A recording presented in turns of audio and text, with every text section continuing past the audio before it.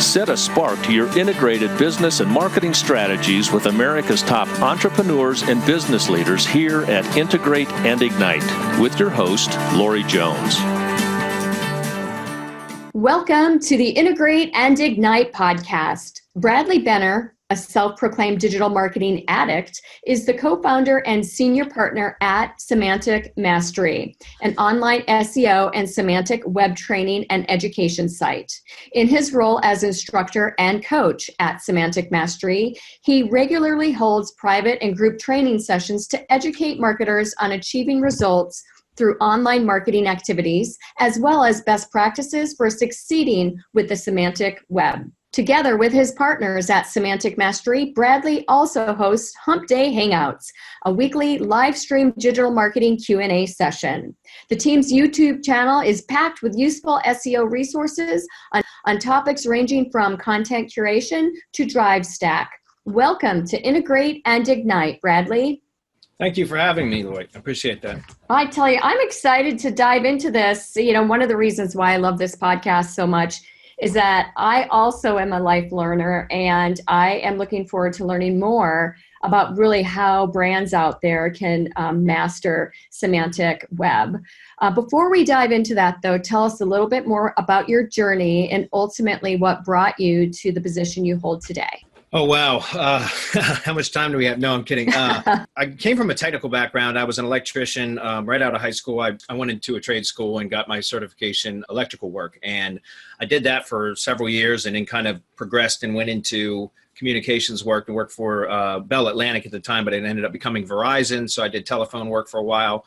And what was interesting was I was young, I was making a lot of money, good paying job, had good benefits, all that kind of stuff. But I felt like I was going nowhere, if that makes sense. I was watching some of the other workers, the other telephone men that I worked with that were, 40, 50 years old and in pretty much the same position that I was in at 21. And I couldn't imagine myself 30 years later doing the same thing. And so I actually started going to school for electrical engineering, but I realized that electrical engineers even didn't really make a whole lot of money either. And money was certainly something that I was interested in. I mean, who isn't really? And it was interesting, but I had some direct mail. Real estate was really hot at that time. Anybody that touched real estate at that time made money. And I kept seeing these ads for how to quick turn real estate, like buy houses and flip them and that kind of stuff. And so I decided to give it a shot. And I actually quit going to school at night just so that I could start studying real estate. Within a few months, I started on a kind of a side business of learning how to and trying to flip houses. And I did very, very well very quickly. And I was able to quit my job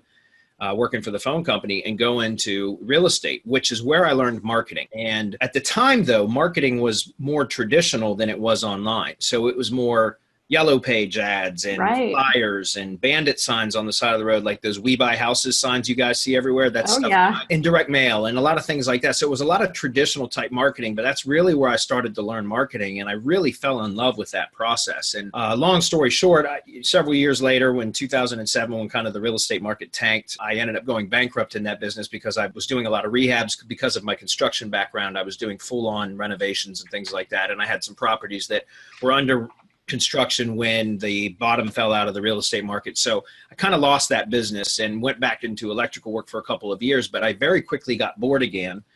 And this was around 2009. So I started looking for another, I guess it's the entrepreneur in me. I started looking for another way to make money besides just doing electrical work. And at the time, digital marketing had really started to take over the marketing field. And Google was the big kid on the block. And it was kind of the emerging big kid on the block, right? It was right after AOL and Yahoo and that kind of stuff was like the original search engines. And now Google was taking over and it was becoming a verb, right? People would say, just Google it, that kind of stuff. So I started looking at Google and how to market with Google. And really, I was looking at originally how to generate leads for my own electrical business because I had started my own contracting company and I was looking to generate more business for myself. And so I started looking at how to figure out Google, how to get my business at the top of search results so that people would call me when they were searching for an electrician in their area. Long story short, I fell in love with the process. Like I was absolutely fascinated with learning how to manipulate Google search results.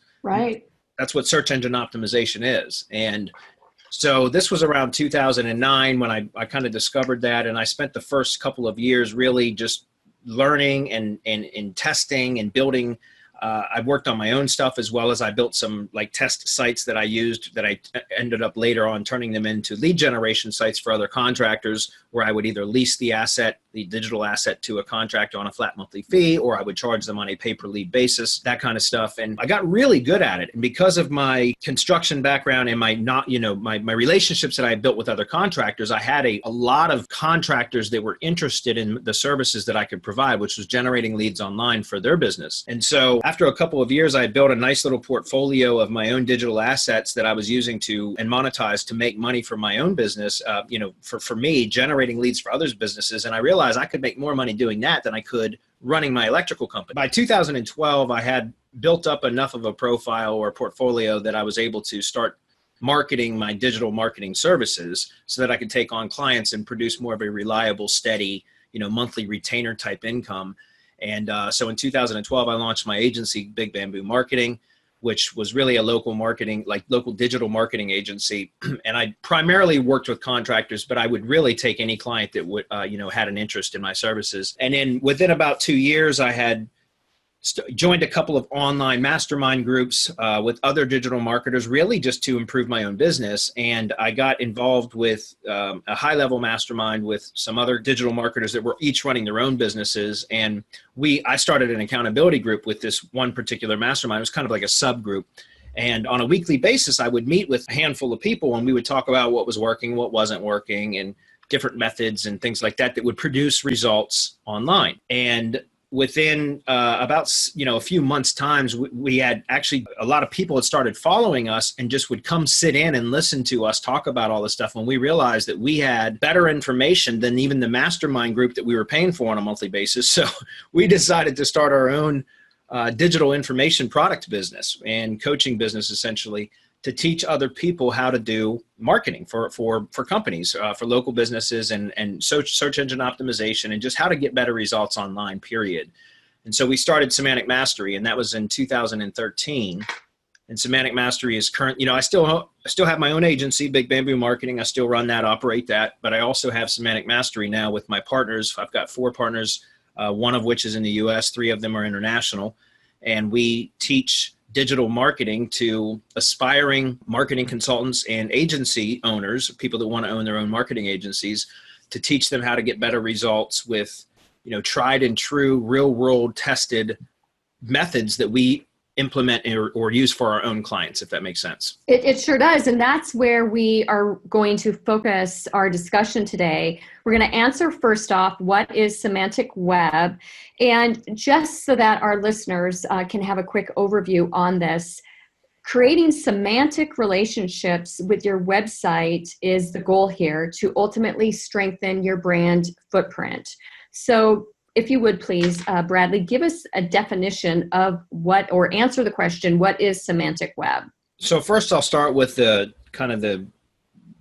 definition, the more formal definition, which is what is the Semantic Web? It's a proposed development of the World Wide Web in which data in web pages is structured and tagged in such a way that it can be read directly by computers. So more in layman's terms, what the Semantic Web is it's a way to structure code, websites, pages, things online, and so that they speak directly to the machines, right? So like the search engines and to the bots and what we call, and it's called machine learning, essentially. Right. So, and what we're talking about when we talk about the Semantic Web is entity validation and solidification. And there was a major shift in the web several years ago, that because it used to be where, as a search engine optimization expert or somebody that was doing SEO, it was easy to game the system because all you had to do was really manipulate keywords, right? You could spam stuff and get it to rank at the top of the search results, because at the time it was kind of a crude algorithm that would look at like the frequency of words on a page and things like that to determine how strong it was for a search query. And that's how it would rank a page in Google's index or its search results. But, over time, the algorithm has become much more advanced, and it actually now it understands things on the web as entities, right? So it recognizes things like, for example, people and brands, objects, products, services. All of those are their own specific entities on the web now. And the semantic web is a way that you can actually instruct or code, describe an object or an entity with code that speaks directly to that algorithm. Does that make sense? Yeah, it does. So it allows all these devices or things, if you will, to communicate. Exactly. And it's, that we are now a web of things, not strings. And right. That's essentially what the semantic web is. I mean, you got to think about, like, besides, we're going to be talking specifically about digital assets today, web properties, basically. But everything that we have in our lives now is connected to the web, from our mobile devices to our appliances, to our lighting systems, to our cars. Everything that we have is connected to the web now. And so because the web is so integrated into everything, the semantic web had to be, it had to come about in order to manage all of those things, in order for all of these different things to be able to communicate. So again, we're the Internet of Things, not strings. Right. So we know that as I've said, semantic relationships help strengthen your brand. But outside of the brand footprint, if you will, could you just share a couple very specific items or benefits that truly integrating, this semantic approach that brands can achieve? Well, brand authority and recognition, higher search engine placements, that's all part of it. So for example, the stronger you make the entity, the brand entity, right, which would be an organization, for example, the more authority it has, specifically within Google. So, I mean, and again, that's my specialty, right? So having brand authority, right? So that's, again, validating the entity first, then solidifying it, and then building that up. And the way to do that is to connect all these different assets out there on the web, all the different profiles that you can, from social media, which is, I mean, that's pretty common. Everybody understands to do that. But right. You have to do it in a very specific way to make sure that it is connected properly. But also, all the mentions every time your brand is published or mentioned online, that becomes another signal, like another vote of confidence, right? So that's another validation signal. And so it's very, very important to, as a brand, to go out and try to claim and claim your footprint and grow your footprint on as many different platforms in as many different ways as possible. And that strengthens that semantic validation, essentially, that entity, by building it out more and more and increasing the footprint. Does that make sense? And it does. And that's exactly what we're going to talk about today. We're going to provide you right now 6 steps to validating a semantic entity. The first one is structured data or a schema markup. Yeah. And that's actually not listen, I'm not a coder, so it's funny, but I do a lot of structured data, schema markup, but there's a lot of tools online. You can literally go to Google and search for structured data markup tool or a schema generator, things like that. And you'll find different tools out there online, that most of them are free, that you can use to create the specific code that you need to build the foundation, the very basis for, at the most basic level, you should have at least what's called JSON LD structured data markup, which is just a section of code that you can put in your website header, for example, that talks about the organization. So organization markup is important for big brands. It's important even for small brands, but for local businesses, there's a very specific schema markup type called local business markup. And that's right. very, very important for helping to generate leads online for a local business. So you can have both, by the way, an organization and local business markup, but there's also product markup. There's review markup, question and answer markup, author markup, article markup, video markup, image markup. So there's all these things that you can do to really increase the value, right, and of a web page or an asset, so that Google understands what it is and will help it to outrank competitors, for example, so that you become, or your brand or your piece of content or whatever it is that you're trying to use to help promote your business, gets placed at the top because it's given more authority by Google because you have proper markup. So again, starting with just on the very basic level, structured data or schema markup is something that all brands should be implementing if they're not already. And by, it's 2019, it should be standard operating procedure that the entity should be marked up. So again, organization markup or local business markup to start with, but then also like the web pages themselves, the objects within the web pages, all of that stuff can and should be marked up. Yeah, so this, just summarizing, this piece of micro data ultimately interprets context and delivers a higher quality search result to people that are searching within any search engine out there. That's correct. But besides that, it helps to make the search engine results pages. I'm sure everybody is aware when they do a search now in Google, a lot of times there will be questions and answers right within the Google search results page, right? Right. Or like a knowledge panel. When somebody does a search for a brand name, a knowledge panel shows up on the right side of the screen that has a lot of information about that. All of that stuff can be accomplished through structured data markup. Fantastic. Okay, step number 2 is securing brands across all assets. Yeah, that's really important, because having a presence on as many web properties as possible helps to validate and solidify that entity, as I mentioned before. So what I mean by that is, as we just spoke about a moment ago, social media, and that's pretty standard, right? Everybody has the primary social media accounts, and that's absolutely critical. But what's important, though, is to make sure that it's consistent, that the markup, the brand is consistent, like the data is consistent across all of those. So for example, as a local marketing agency owner, I a lot of times get new clients that have various versions of their name published online on different social media platforms. So that could be down to, punctuation being different or sometimes it includes Inc. or LLC and sometimes it doesn't. That's really important to have data consistency across everywhere that your brand is published online. And again, on the local level, we talk about NAP, name, address, and phone number. That also obviously includes the web address. But with that, all that type of information should be absolutely consistent across everywhere that it's published. So we start with the top level social media profiles. It's really important to at least have a presence on all of them. Even if you're not publishing to them regularly, it's important to have claimed your profile, have the profile completed as much as you can.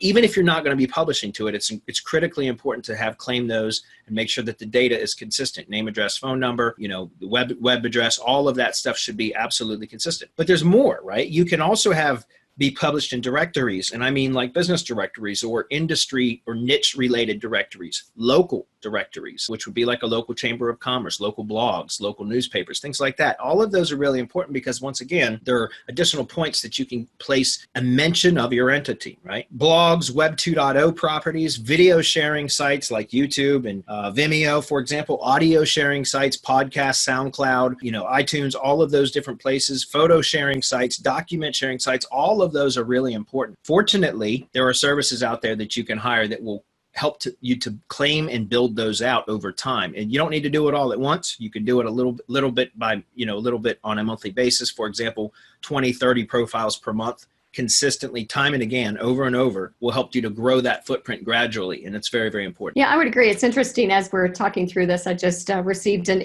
email from one of our team members about the Better Business Bureau, and that some of the content that was on there was outdated, even from our website, from the description of the agency. Sure. And we're updating it right now. But that's another example on how ultimately, it's a different asset. It's not an asset we own, but we've got a listing on it, and it needs to be consistent. So listeners, just think through all the potential assets that are out there and how ultimately you can create more consistency within them. Now, you did talk about this briefly. Item number 3, the third step here, is consistent content marketing. Yeah, well, that's another one. Google absolutely loves freshness, right? And so that's literally built right into their algorithm, the freshness factor. And so as a brand, you should be consistently content marketing, producing content. And it doesn't matter. It's not like one version is better than another. It's just important. So it's really up to the brand, the business, is to determine what is the most effective for their particular, clients, or what they're trying to accomplish, and then do that and do it consistently. So obviously we're on a podcast right now. That's audio podcasting, very, very good way to generate content. Video is another fantastic way to generate content. I personally like video and or audio content because then you can take that content and have it transcribed. Now you've got literally written content that can be broken down into multiple articles or blog posts, for example, or one long like authority-based article. You can turn that into social media posts, all that kind of stuff. The point is, with frequent and consistent content marketing, it improves SEO and it builds authority. So content can be multi-purpose, right? I mean, you can get a lot of traction from a piece of content if you know how to do it, like create, for example, infographics that can also be picked up and shared by people, which creates backlinks back to the site. And a lot of these are traditional type SEO tactics, but content marketing is important. Even on a local level, for example, Google My Business, all brands should be using Google My Business, even if it's not a local type of business. Even national brands still have a headquarters somewhere, and they should still have a Google My Business profile. And part of that is Google allows what's called Google My Business posts. And it's very much like blog posts or like Facebook posts would be to a page, except this is directly to the Google listing. And those are very important. So even just doing that, if nothing else, is going to help to increase that authority and validate that entity. And that's exactly right. Google My Business is point number 4 as far as the steps to validating a semantic entity. Talk to us about the importance of that. Well, that's a great point, because Google My Business is most people think of it as just for local businesses and for lead generation, which, by the way, it's one of the best things since sliced bread, in my opinion, because there's so much that you can do with Google My Business for a local lead generation level. But even national brands, like I said, should have a Google My Business presence, because all businesses have a physical location somewhere. Even online businesses have a registered business address somewhere. And so why not take advantage of one of the primary tools that Google gives you, which is Google My Business, which that is a huge validation signal, right? That tells Google that you're a real business with a real location somewhere. And it's not, don't just claim the profile. I mean, that's step 1, is claim it. But number 2 is to really completely fill it out. And here's part of the reason that it's so important to fully utilize all of the tools that Google gives you within Google My Business, which, by the way, they're all free, but they're incredibly powerful. And that's because Google rewards businesses that are using the tools that it provides. And the vast majority of businesses are not using it to its fullest extent. So those that do will be rewarded, if that makes sense. Yeah, it sure does. And I think this leads beautifully into reviews, which is point number 5. So many customers out there. And again, it does not matter if you're retail, CPG, B2B. Reviews are a great reputation management tool, and they need to be looked at. Yeah, and I agree with that. But I would take it a step further, because reviews, reputation management is about managing an existing reputation online. I like to think of it more as reputation marketing, right? Because right. I think that, the days when just ranking at the top of Google for a particular search query would generate all the leads that you would ever need, I think those days are gone. Or because internet users, web users, are much savvier now than they were even 5 years ago. And so just being ranked at the top of Google search isn't going to be enough. It's much better to have a really good reputation as well. I mean, again, for a business that is shown up online, but they have no reviews, or they have just a few reviews versus a business with tons of reviews, people are going to trust the other business with tons of reviews more so, because even from those, even if those reviews are from complete strangers, they're still going to use those as kind of like vote of confidence, right? People tend to believe what they read online from reviewers. And again, I know you can spam all that stuff, but my point is that reviews are really, really critically important. And so I always recommend to clients, let's start with your existing client base and soliciting reviews, asking for reviews. And once you start getting reviews, you start leading your marketing, right? Lead your marketing with those positive reviews, because now that's going to shine a positive light on your company, so that even while you might not be ranked at number 1 yet, or at the top of the search results yet, you're going to stand out among the others on the page because of your reputation. Does that make sense? It sure does. And, 92% of people are going to take a look at a review before they decide to purchase a product or enter, a retail space. So it is, again, very, very important that a review strategy, a 5-star review strategy, be a part of everyone's digital marketing mix. Okay, our final piece today is inbound PR, number 6. Yeah, so inbound PR, public relations is really important. Again, that's almost like brand management. It kind of piggybacks right off of the reviews, because inbound PR is a way to essentially get your brand out there and your message out there for the world, which helps to start bring inbound leads, helps customers to start seeking you out, as opposed to the other way around. So for example, as a marketing consultant, a lot of the times it's about outbound marketing, going out and trying to find the customer and pitch services to them.